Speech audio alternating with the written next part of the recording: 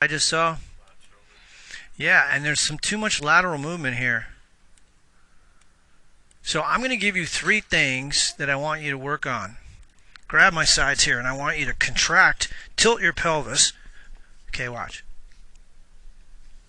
So all I did was do a little tilt, like a mini crunch, and I want you to hold that position. What that'll do is stabilize your lower half. The other thing is, when you set up to the ball, I want you to grip the ground with your legs, and when you are like this, if you arch your lower back, everything's turned off.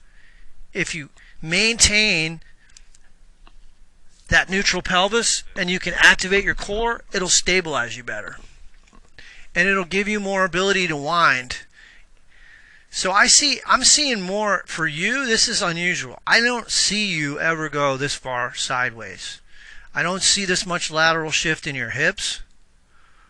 That's probably 3 to 4 inches to the right. I don't see that in your swing. I got video from last year that you don't do that.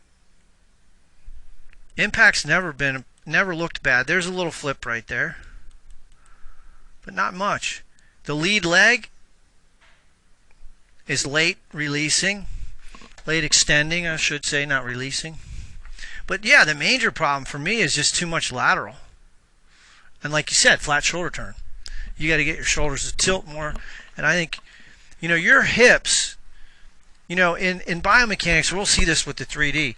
Your right hip should be above your left. Well, if you turn flat, your right hip's going to be below your left. The reason I know that is because I do it. I've done it wrong. If your right hip is lower than your left hip, you're out of position. Yeah, you got to feel that. That feels, to you, that feels like a reverse spine angle. Almost feels like a reverse weight shift. But that'll give you the ability to not see. And like you said, you saw exactly what it was you did. The lead shoulder does not go into this line. It stays up. That's way too flat of a shoulder turn.